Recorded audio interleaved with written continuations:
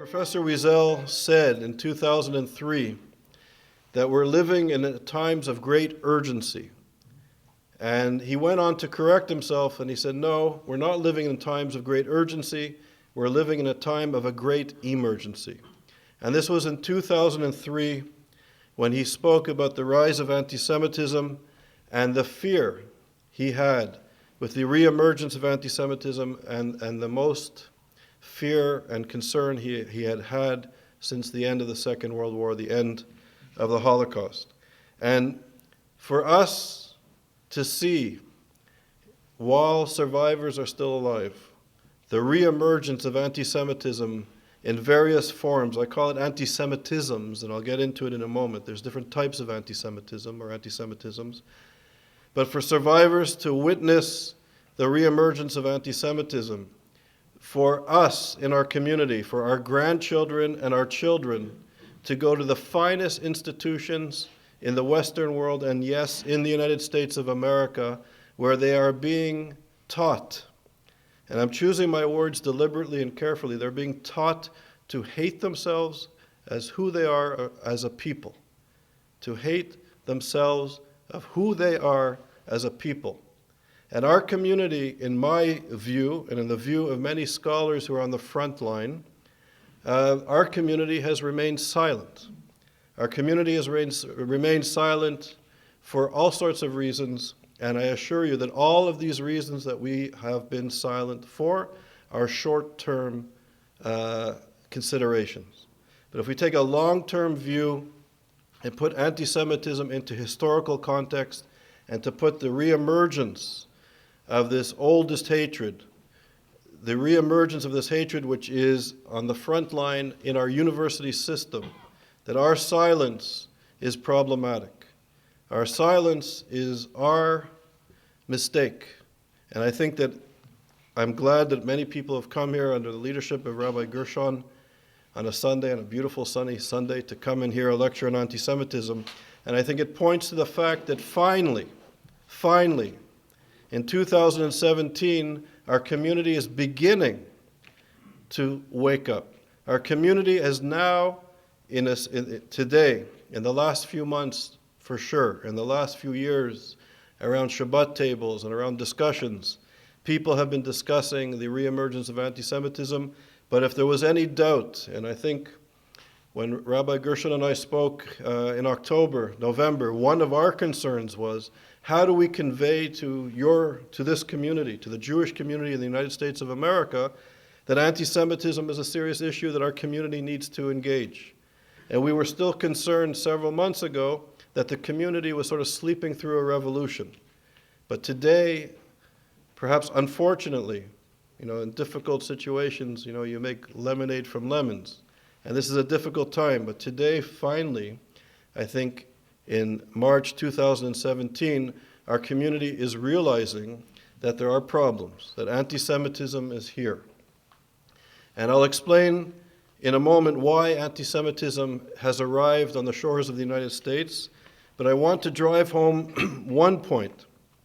The front line of anti-Semitism in the United States of America is on college campuses, where young people are being trained, where the future leaders of industry, of society, of politics, our journalists, our media of record are being trained at the finest institutions in this country, that the front line, the battle of anti-Semitism is on the battlefield of ideas, and it's at university campuses. Professor Barry Cosman from Trinity College did a study about 2 years ago on hatred on American university campuses, and he found that African Americans in the United States have experienced or witnessed a racist attack or a racist incident that about 23% of African Americans have witnessed or experienced racism. About 28% of women, female students on campuses, 28% have experienced or witnessed a sexist incident. When it comes to anti-Semitism, 83% of Jewish American students on university campuses have experienced or witnessed an anti-Semitic act. This is off the charts. And there's a story that Martin Luther King often used in his speeches, the great civil rights leader. And he spoke about the story of Rip Van Winkle, about sleeping through a revolution. And he spoke about how the universities and the media and the churches were sleeping through a revolution, that young Americans, through sports and through music and through social events, were coming together and breaking the barriers of segregation. But it was the churches and the universities and the media that was reinforcing the old way, the old segregationist way of being. And he spoke about how the elites of society were sleeping through a revolution, that the change was happening despite the inactivities of the university, the media, and the leading institutions of society. And today I would argue, and I'll submit to you, that because of anti-Semitism, we have been sleeping through a revolution. And the revolution that I'm speaking about is sweeping the world. It's a reactionary social movement. It's a reactionary movement that uses anti-Semitism at its core. Genocidal anti-Semitism at the core of this ideology, of this reactionary social movement, blaming Jews with Nazi propaganda for every evil in the world. And we have been sleeping through the revolution, unable for short-term gain to name and to shame this reactionary social movement.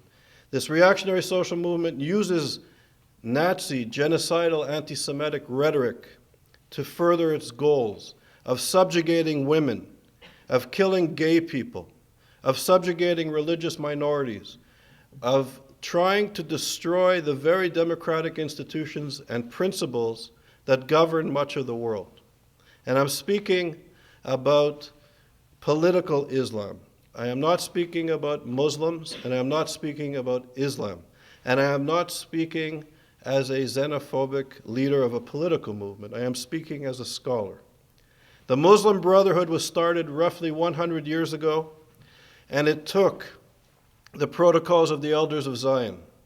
The Protocols of the Elders of Zion was a fake, forged document that purported to speak of a Jewish conspiracy, of Jews conspiring to take over the world and take over European society.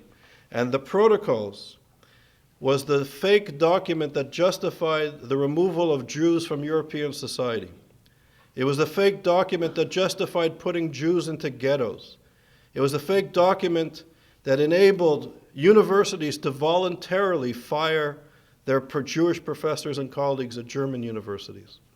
It was the Protocols of the Elders of Zion that justified putting Jews into labor camps, that justified even the final solution. And it's this document that is at the core of radical political Islam, the core of the Muslim Brotherhood, and its offshoots of Hamas, of Wahhabism, and even into the Shiite world of the revolution in Iran, the Shiite world. The Ayatollahs pay homage to the Muslim Brotherhood of al-Banai and Qutb and all the intellectual leaders of the Muslim Brotherhood. This is a well thought out enemy. This is a reactionary social movement that has a clear ideology. It has a clear religion. It has a clear political mission. It has a clear military mission. And with the Muslim Brotherhood and other political Islamists, you have to give them credit because they're open, they're honest, they're consistent. They speak about Jews in the language of the Protocols of the Elders of Zion. They speak about Jews in the language of Nazism.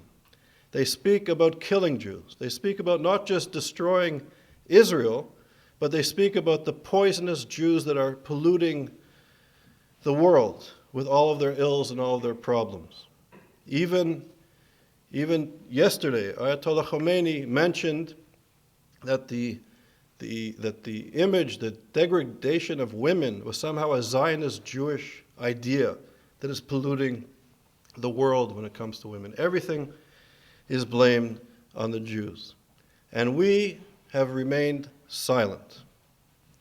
And this reactionary social movement, as we now know, is taking over mosques, it's taking over societies, it's ruling governments, it's creating havoc and genocide in Syria, it's causing 600,000 people to be murdered in this genocide, 13 million refugees going into Lebanon, Jordan, and other societies, shaking the core of these societies and the stability of these societies, and now entering into Europe and shaking the foundations and the stability of Europe. Many commentators looking at Brexit as a reaction to migration and rising nationalism and xenophobia and the like, which is coming out of this problem. So nobody is immune from this reactionary social movement.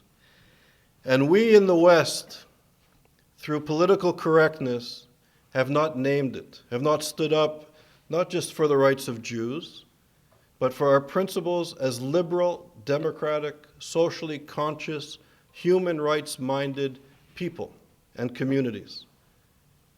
And it's our silence, I would submit to you, that has allowed this revolution to gain momentum and to gain power as we sleep through the revolution. And why have we been sleeping? So I'm going to speak very briefly about the history of anti-Semitism, or the history of anti-Semitisms. There's three basic phases of anti-Semitism. There's the religious phase, the racist nationalist phase, and the contemporary phase. And what makes anti-Semitism unique is its genocidal character.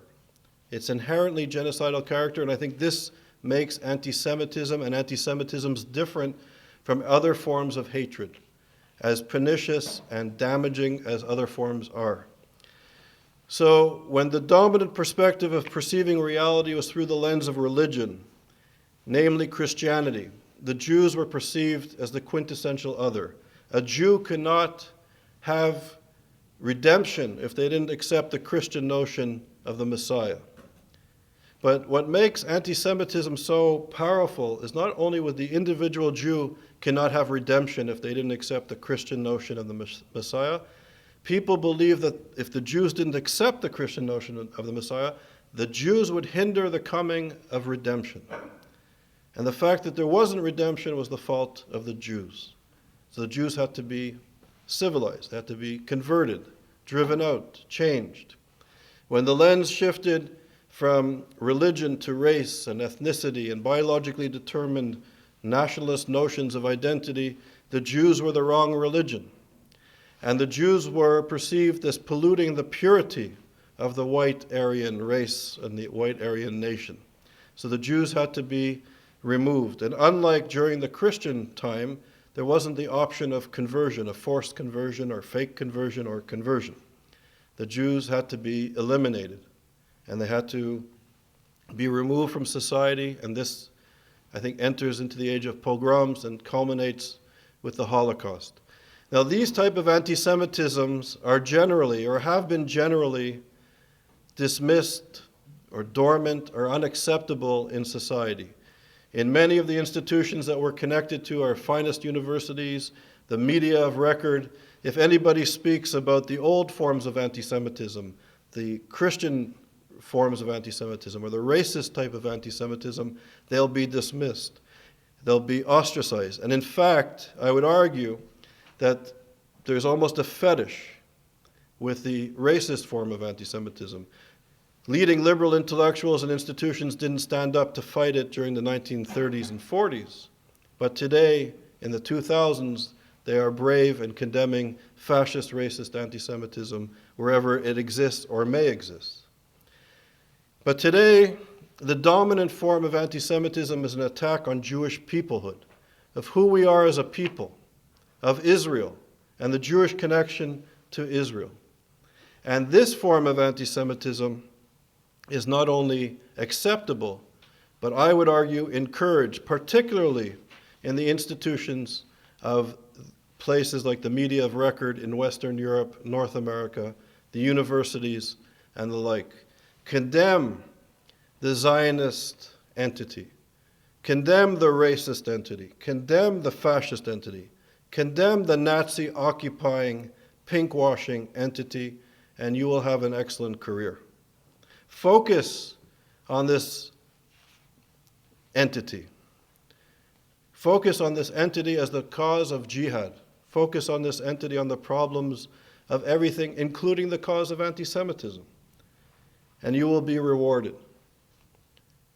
And this is the old form of anti-Semitism. Focus on the Jew, while over here we have the rise of reactionary social movements, we have the subjugation of women, the taking over of societies with anti-democratic reactionary movements that are using anti-Semitism, and the focus on the homeland of the Jewish people and on Jewish peoplehood to focus here while they steal power over here. And it's our silence in the wake of the genocide that's happening in Syria, the refugee crisis. We, the human rights community, have remained silent while we focus on the Jewish people, and all these horrific things are taking place. But what's happening today is a wake-up call. Because many of us in the United States of America, in Canada, even in Europe, thought, well, we're okay. We can go to Oxford and Cambridge, the Sorbonne, we can get jobs in the New York Times and go to the Ivy Leagues, and everything's okay. It's those stubborn Israelis that don't make peace with their neighbors, who have settlement policies, who are a bit extreme, a bit tough, not negotiating too well. It's their problem, and let them deal with it. But the demonization of Israel, the attack on who Jews are as a people, didn't stop just with the Israelis. And now we see Jewish communities in France, in England, in Belgium, being attacked and demonized because of their association with the racist, apartheid, Nazi, occupying, pinkwashing entity. So Jews going to shul on Shabbat are targets from the extreme left, never mind the Islamist immigrants that are on the streets of Europe as well. The attack on Jews in Europe is an attack on who Jews are as a people. It's not the Christian anti-Semitism, it's not the racist anti-Semitism, although those type of ideas exist deep into society and deep into civilization. Perhaps they're there dormantly, and perhaps they enable the contemporary anti-Semitism to flourish. But now Jews of France are leaving. They're going to Israel. They're coming to the United States. They're going to Quebec, to Canada. They're going to England. And many Jews are actually migrating internally, leaving their communities in Paris and Marseille and going to safer suburbs. In Belgium, the same thing. And this wave of demonizing Jews of who they are as a people has now arrived on the shores of the United States of America in the universities. And it's in the universities where there's the battle, we're on the battlefield of ideas, fighting anti-Semitism on the battlefield of ideas. It's in this postmodern moment, this Edward Saidi and Michel Foucault's postmodern moment, where we have to condemn nationalisms of all kinds. So the Jews have a strong national identity, so we are inherently opposed to this postmodern moment with our strong identity of who we are as a people. So in the classrooms, those who articulate a connection to who they are as a people, culturally or to the homeland in Israel, are condemned, intellectually, philosophically. And what's interesting is Michel Foucault and Edward Said praised the Iranian Revolution. They thought the Iranian Revolution was going to be what Enlightenment was to France. The Iranian Revolution, the Islamic Revolution, would be to the Islamic world. And they did so because they're in this postmodern world, anti-Western, anti-American hegemony. And the extreme left, they call themselves the left, but there's no way that they are the left. People parade themselves as the left, parade themselves as liberals. But a liberal cannot be in bed with a reactionary social movement that's anti-democratic, anti-women, anti-gay, anti-religious minority, and anti-Semitic. It's not possible. But the red-green alliance that we call it, the extreme left, has this anti-Western hegemonic program that's similar to the Islamist program. And this is where they come together. So it's this type of anti-Semitism, the red-green alliance, the acquiescence to genocidal anti-Semitism, which is today's problem.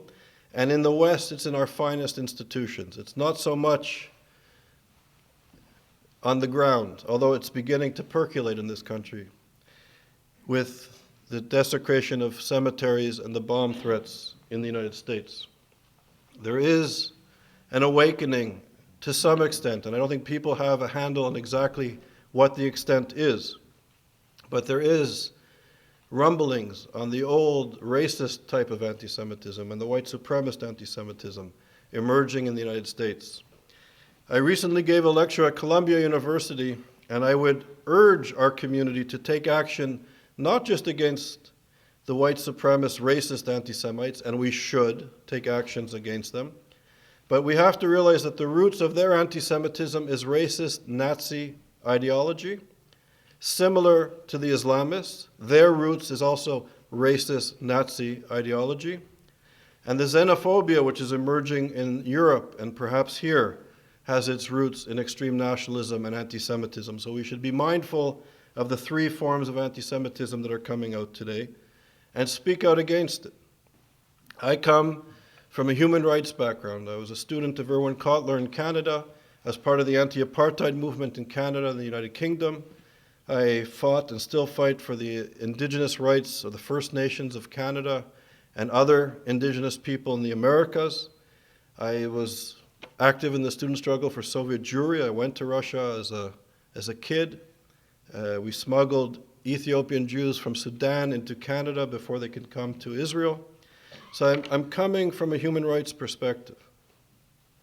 How is it possible that the P5+1 transferred in business deals and aid in frozen assets approximately $150 billion to a regime that's calling for the extermination of Jews? How is that possible?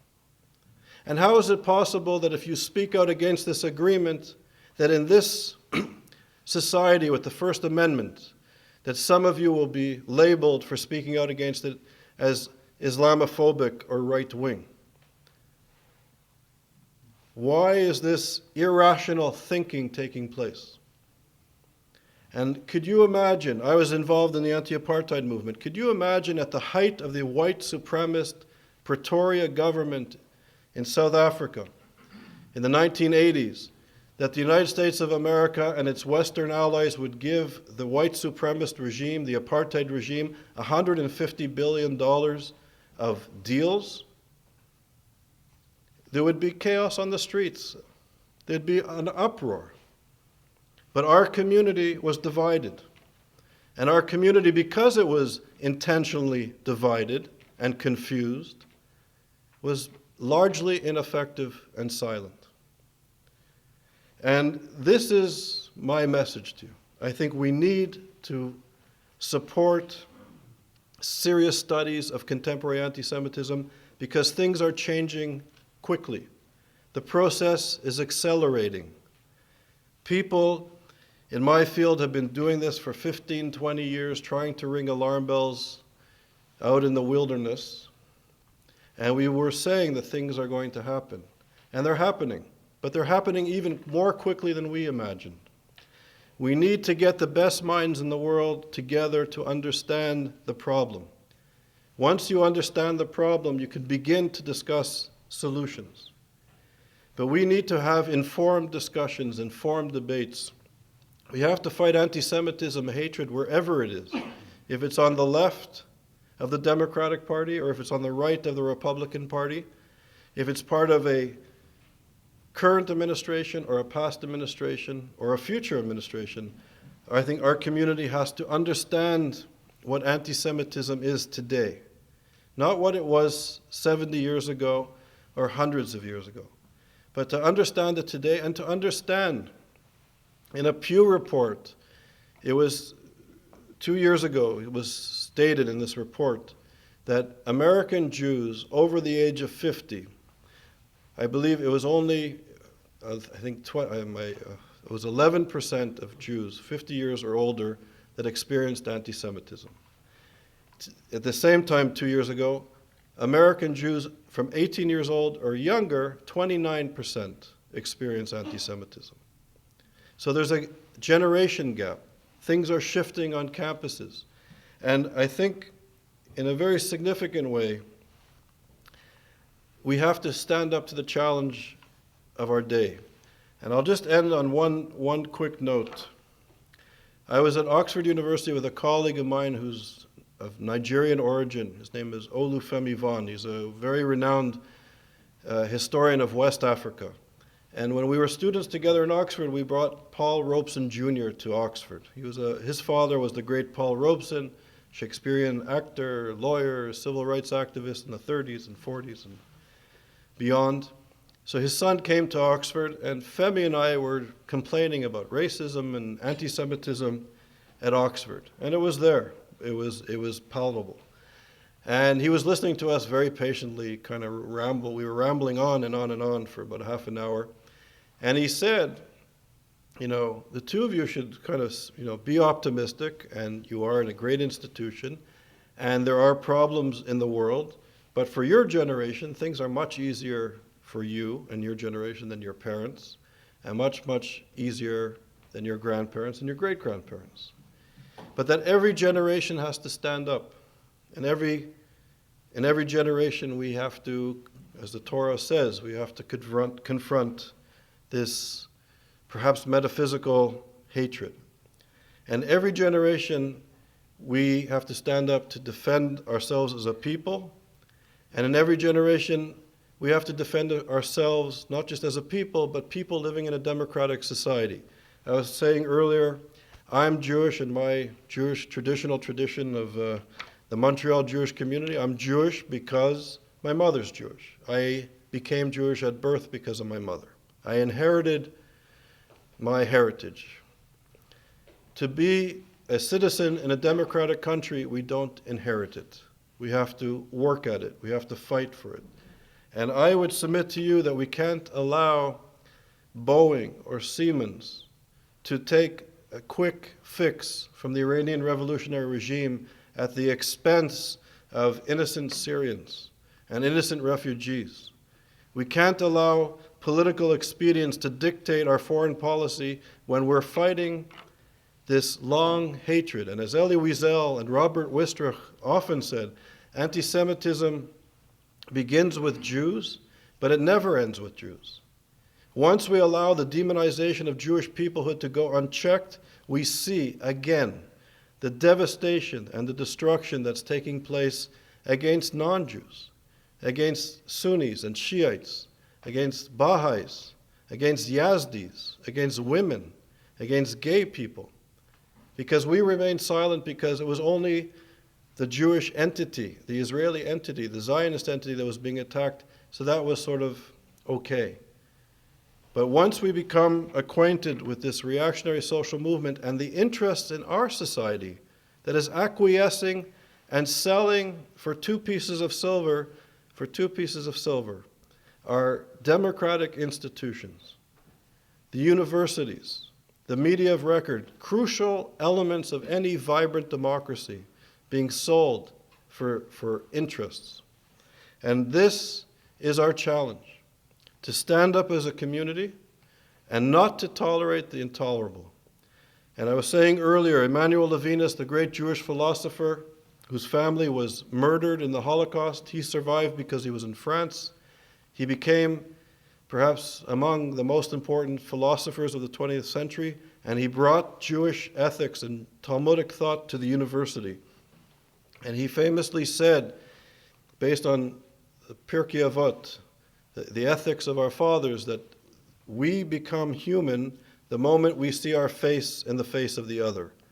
When we see our face in the face of the other, that's the instant we're human. And when reactionary social movements demonize the other, justify subjugation, justify segregation, and justify annihilation, we cannot tolerate it. We have to stand up to it. And I think this is the challenge, to fight the hatred around the world, but to also fight the tolerance of the hatred in our institutions that are training your children and your grandchildren, who are training future leaders. And I'll end with one quick story. I was at Mount Sinai Synagogue Temple in Los Angeles, in Rabbi Wolpe's shul, and I spoke about similar issues. And in LA, there's a large Persian community, and a Persian couple, Iranian couple, came up to me after my lecture, and they were crying. And they were crying because they left Iran 3 years before the revolution. So they took all of their family and all of their money out, and they were fine. But they left because they realized the universities were falling to the extremists, to the Islamists, the political Islamists. And they left because they knew if the universities fall, the society will fall. And they were crying because their grandchildren at UCLA, brilliant young kids, were experiencing the anti-Semitism that, according to Barry Kosmin, the vast majority of young Jewish kids on campus experience. And we have been tolerant of this anti-Semitism, and the stakes are high. It's not just the future of what young Jewish kids think about themselves, of who they are, but it's also protecting the institutions and protecting the basic democratic principles that ought to govern the true university. So thank you very much for listening, and I'll be happy to take questions. But the essence of your question is that extremists in Israel will use anti-Semitism as a way to deflect criticism of Israel, and they're using anti-Semitism to protect their extreme agenda. And what is being done to sort of, unpack anti-Semitism and criticism of Israel. Okay, so I'll start with two things. In Ryan in 1971 wrote a book called Blaming the Victim. And there's a tendency in liberalism, according to Ryan, of blaming the victim. So we were speaking earlier. So many people will look at racism in the United States and subjugation and segregation of the African American community. And some will blame the African American community themselves for racism. So a stereotype of an African American man is they're lazy and aggressive. So we blame the African American for their subjugation. When women, and to some extent it still happens, but hopefully less so, but when women were abused sexually, often the prosecutor and the judges, the judicial system, would allow for the woman to be on trial. Why were you there? What were you wearing? What were you doing? So we sort of blame the victim for the crime. And I would submit to you that the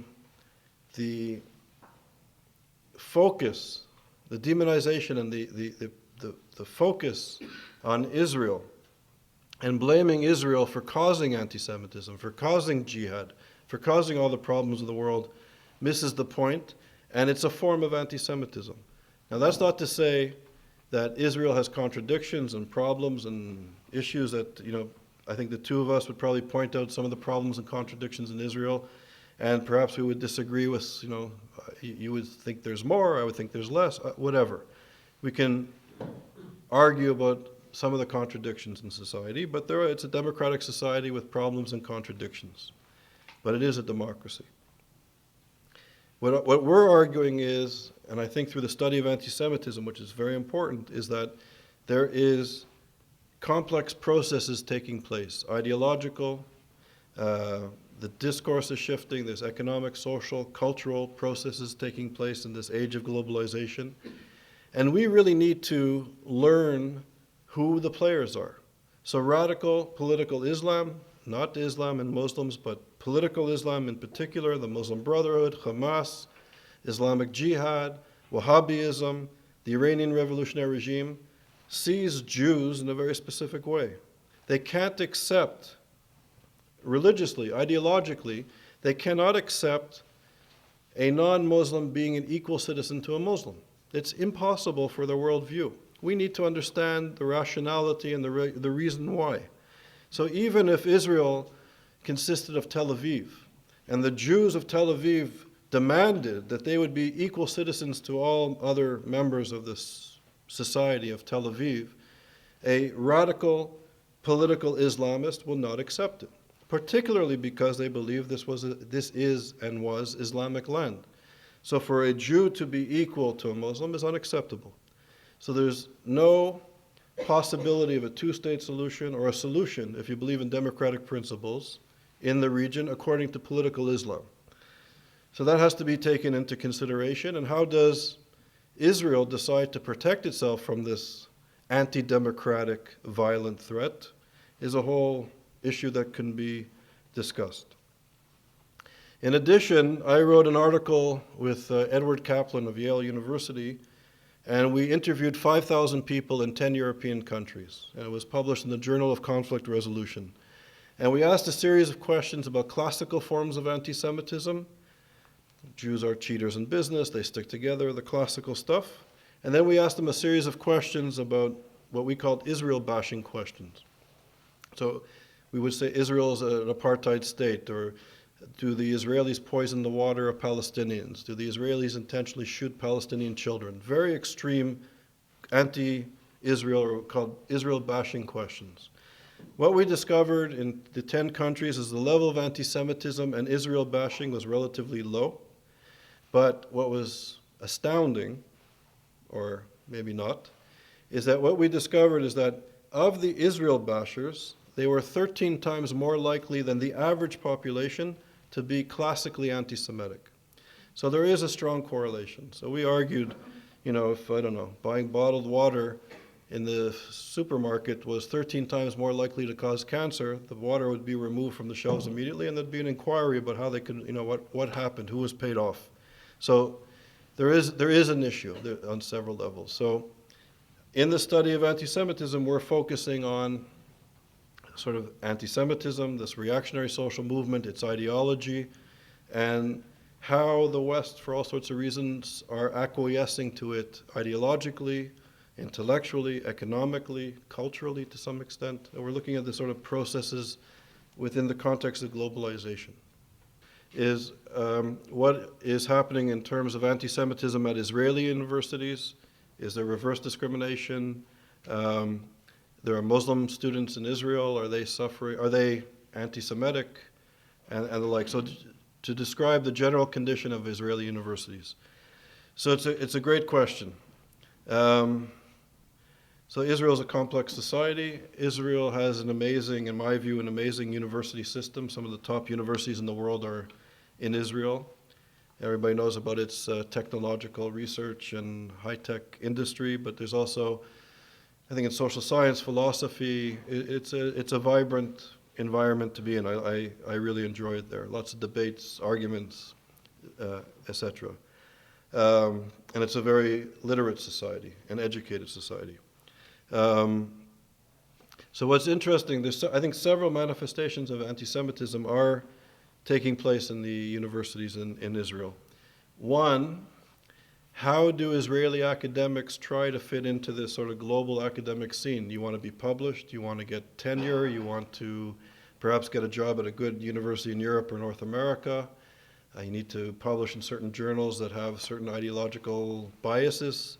So there's kind of that taking place. I think at this philosophical moment, postmodernity is very important, and Israeli scholars are trying to fit into that. And there's a lot of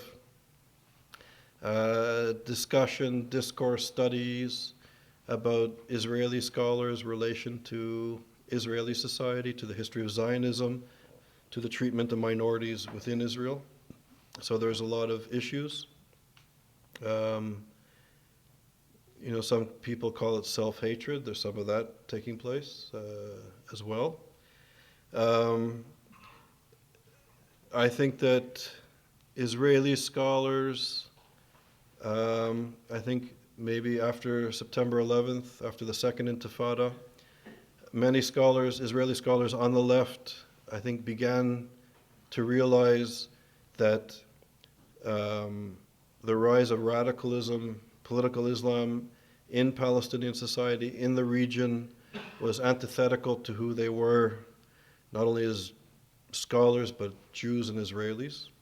And I think there was an awakening on the left in the peace camp that things were kind of unwinding and crumbling, and sort of the progressive peace moment that was prevalent in the 90s. There was hope for peace and a two-state solution. that was falling apart. So there was soul searching on the left there.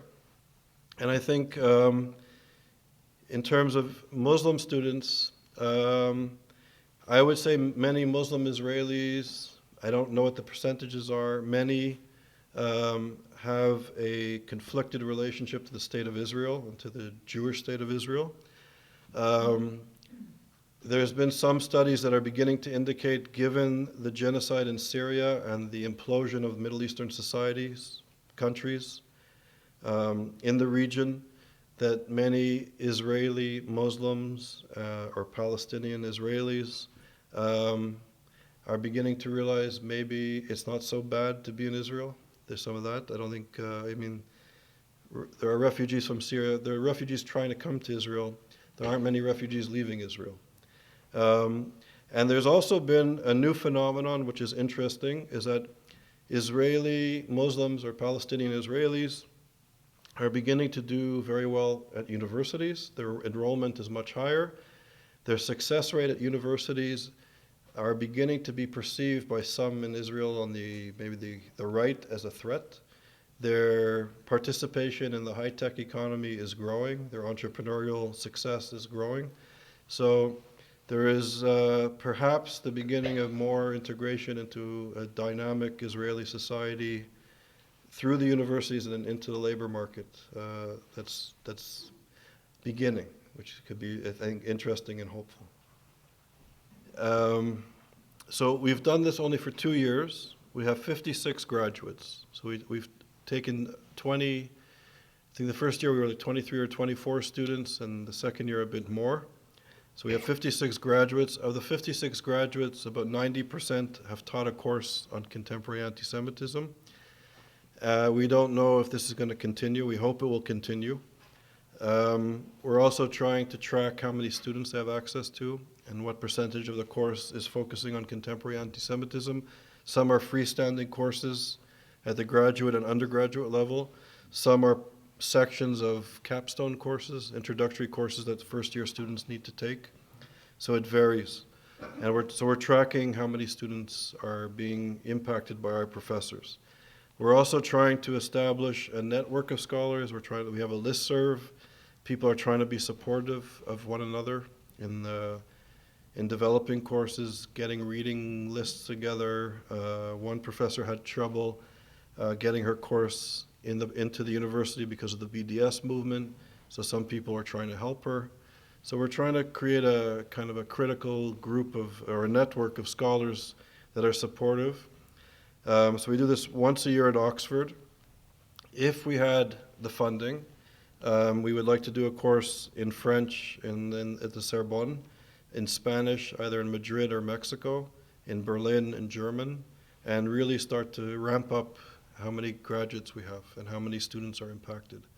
And then bring this network together every 2 or 3 years as a sort of a professional conference where people would present, where we can develop more publishing and really create a critical mass of scholars taking back the university. So we're at the beginning. So in July of 2017, we're starting our 3rd year. We've had the most applications we've ever had. We've had over 80 applications for about 30 spots. And the caliber is going up as well. The quality of the applicants is stronger. So word is getting out. I think we're getting traction. And I won't go into the details, but it was difficult to get the program into Oxford. There was some opposition. Some people started to say that we were a Zionist propaganda program and we shouldn't have been at Oxford. The opposition was squashed by brave, true liberals who maybe didn't agree with Israeli policy, but saw that we were doing something that was substantive in terms of its academic work, and they protected us.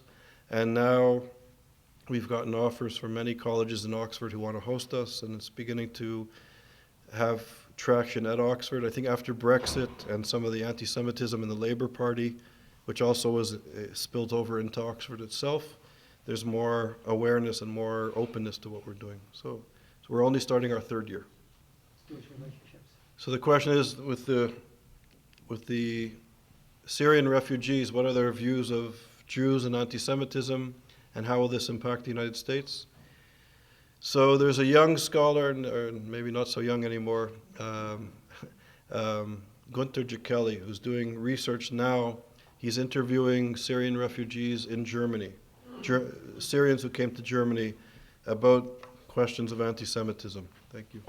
And the levels of anti-Semitism among the refugee population are significant, but he also felt that they weren't deeply held views. This is his view. Also, I think in terms of the United States, the amount of refugees that the United States takes in from Syria is very low. I think it was only 10,000 last year. So it's low. And the impact, therefore, I think would be limited. And the vetting process in this country is significant, but that's not to say that there are very serious issues with this migration from that part of the world where there has been the indoctrination of hatred of Jews and hatred of others in a war-torn society. So these are very important questions and issues, and society should protect itself from it. Having said that, there is international law about refugees that I think should be upheld.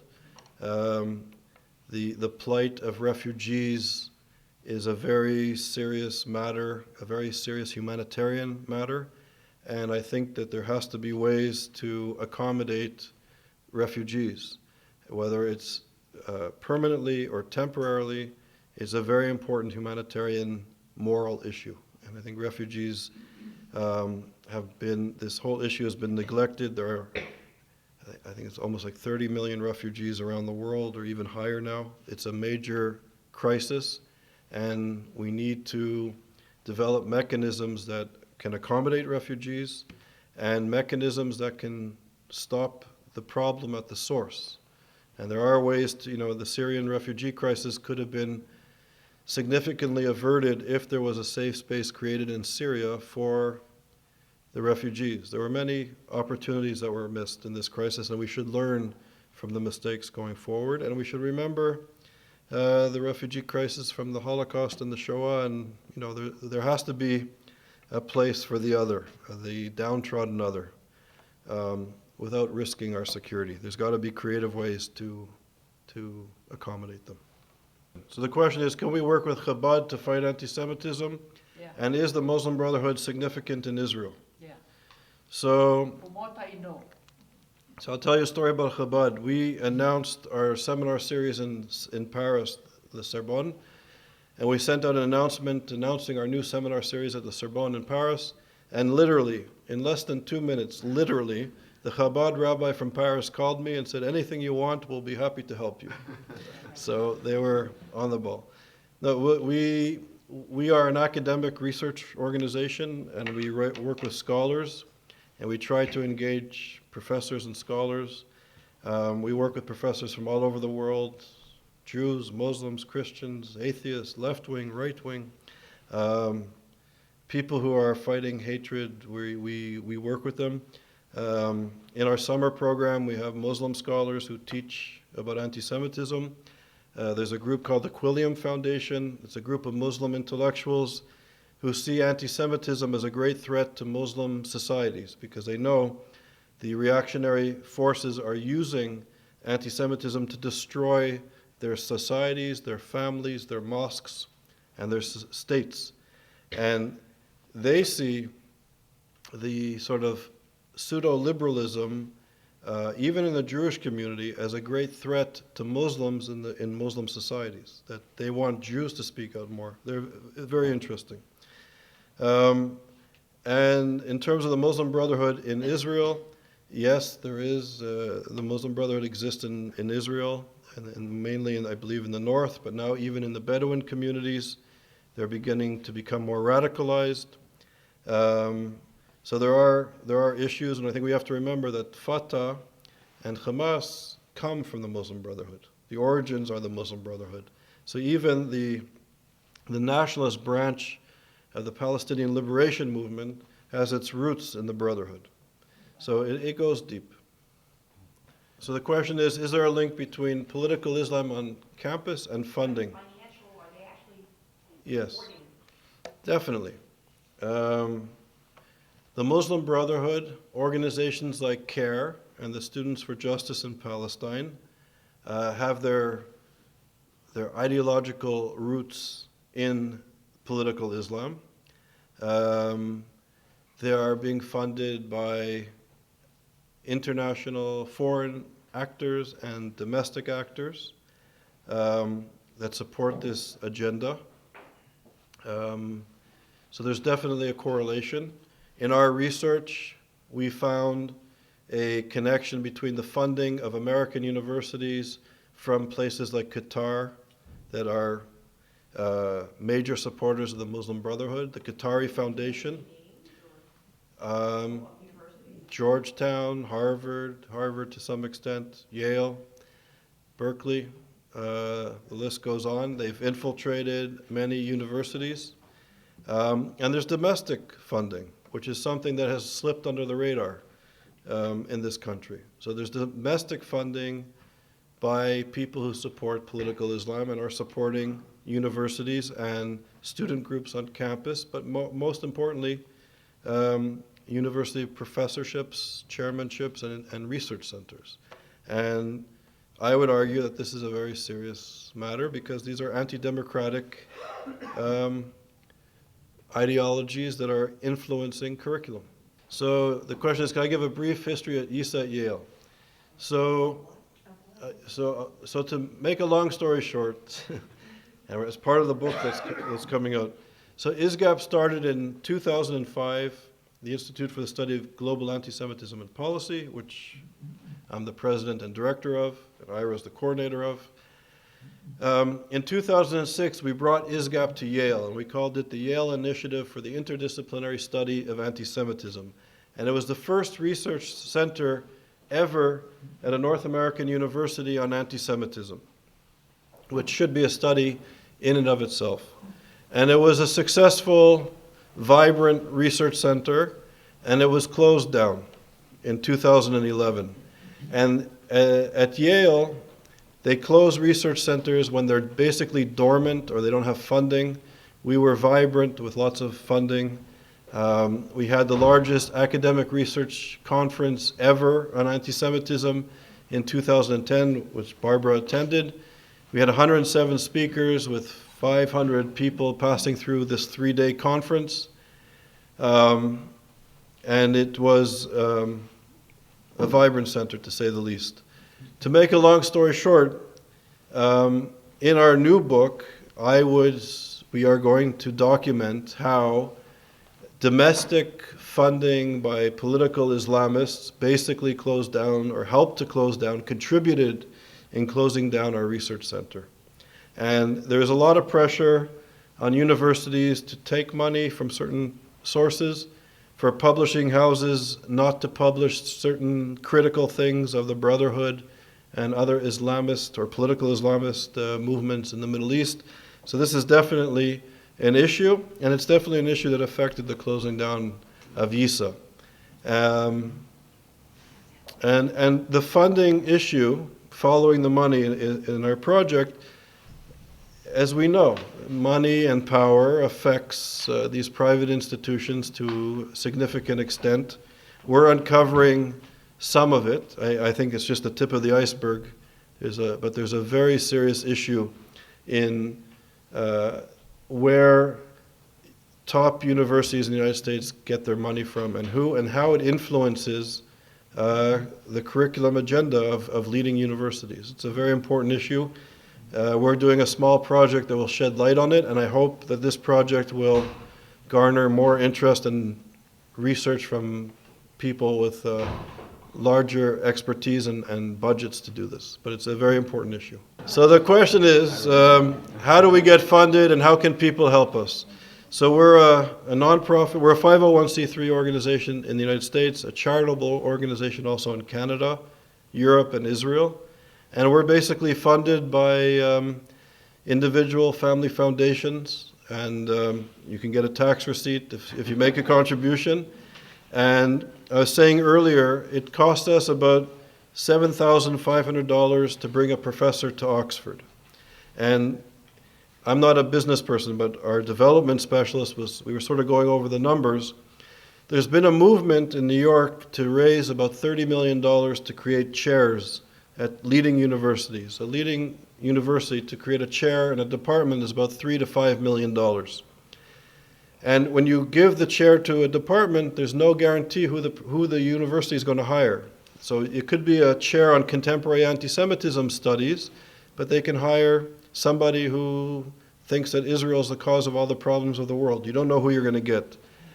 When we bring in our 30 professors at about $7,500 a professor, even if we get one or two bad professors, we'll only lose $7,500 to $15,000, not $3 or $5 million.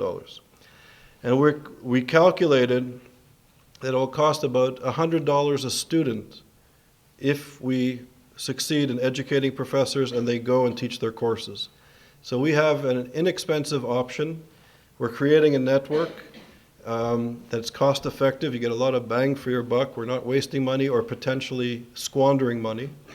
And we need the help. So ISGAP is a 501c3, and any donation that you have would be really helpful, and we need support. Thank you. Please thank Dr. Svach.